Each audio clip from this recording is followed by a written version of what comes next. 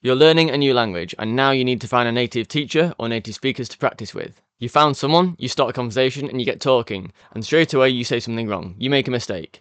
However, the teacher stops, or the native speaker stops and corrects you. And they say, oh, no, no, no, you don't do that. You do it like this way. Or they correct you even subtly. This shouldn't happen, because as soon as someone stops the conversation or your train of thought, you lose the flow of conversation and you get out of that mindset. Hi, I'm James. I'm a native English speaker.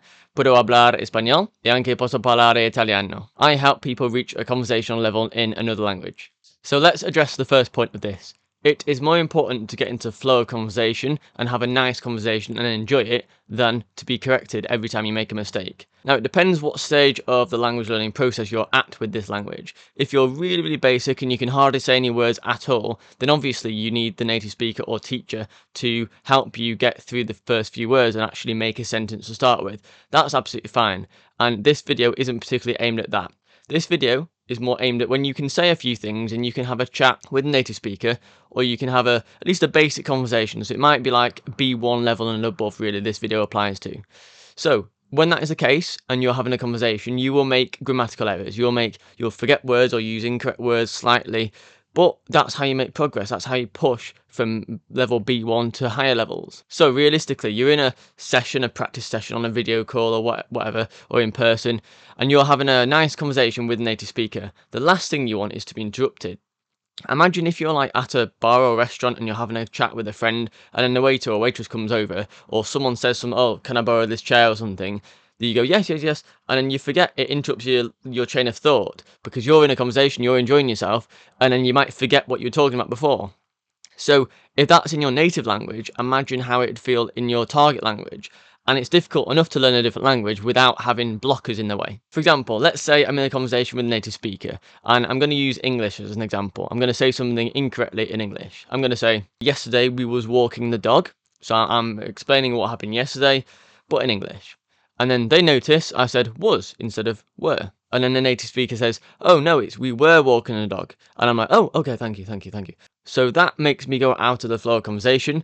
It breaks my rhythm, my pattern. And overall, it has a more negative consequence because I was interrupted mid-flow. And if that happens every sentence or every so often on a frequent basis during conversation, then it can really sort of stress me out, make me feel more self-conscious about if I'm making a mistake. And the most important thing when it comes to learning a different language is be okay with making mistakes, because you can't get any level of fluent or you can't get to a high level without being okay at practicing it despite you making mistakes. Instead, the native speaker should wait until you finish what you want to say and then say, oh, by the way, James, when you said we was walking a dog, you should say we were, because it's that tense. So they should instead let you know the mistakes after either the phrase that you just said or at the end of the call or conversation altogether. This way, you're not interrupted mid-flow, you say what you want to, and also you feel good that you've been able to communicate with them, and you can feel that you've been understood by them because you're having a nice conversation in your target language. From a psychological perspective, you're creating that emotional connection with the other person, so you're enjoying the conversation, you're really liking it. If I say, for example, in English, like, oh, I like karting, it's fun, I want to go more. I missed off a load of connective words there, but you still understand what I'm saying. If you then are the native speaker and you say back to me something like, oh yeah, I used to go racing when I was younger, but I'd like to go more. Then you think, oh wow, they understood me. And that gives you a little bit of a rush. It makes you feel good because you've achieved something. You've achieved a conversation with that other person. And that matters more than knowing every single grammatical rule at this point. It's strange in a way because grammatical rules aren't really emotional, they're more logical. You can take out grammar and still get there by using your emotions and your facial expressions and your body language to tell the other person. Like, you don't even have to conjugate words. If I say comer for eat, for example, in Spanish, I can say, oh, eat now, want. Eat now, want. I'm pointing at myself and saying eat now, want. They can understand that I want to eat now. And that's the point of it. I'm getting across what I want. And instead of them going to me, oh, no, no, no, you need to say this, this, this, I'd feel bad about what I did then. I'd feel like, oh, well, I thought I could speak a bit of Spanish, but apparently I can't. But even a little bit at a time, sticking a few words together, making a broken phrase and being understood, that is massive when it comes to language learning. That makes you feel so good because you can understand and learn how you can progress personally, and you can see evidence that your efforts are working. And that is super important.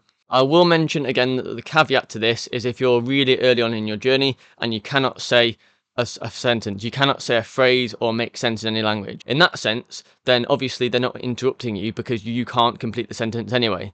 If you're unable to speak or have a conversation from the start, then obviously you'll need help from the native speaker or native teacher to help you get past that point. What I'm referring to is when you're already in conversation, you're having a nice conversation, but you get grammatical errors, but you can still get your point across. At that point, the action that you can take is next time you're having a lesson or a practice session with the native speaker, you can say to them, look, I'm curious, I appreciate how you're teaching me so far, I'm really enjoying it, but could you wait until after the conversation or after I've said what I want to tell me any frequent errors that are happening on a regular basis? If it's a one-off error that I've just done once and I've not repeated again, then leave it out for now. But if it's a regular thing that I'm saying again and again and again, then at the end of the conversation, please just let me know that I'm saying it so I can take note and go, okay, I'll try to adjust that. And bear in mind that as soon as they say that, or as soon as they say the correction, it will take a few different efforts and attempts to actually make the change. When we get a habit of saying one thing, it can take a while to stop doing that and change your ways. So that's it. I hope you enjoyed this video. If you did, please give it a like and leave a comment on any thoughts or feelings you have about it. And if you like this kind of content, please subscribe. Thanks.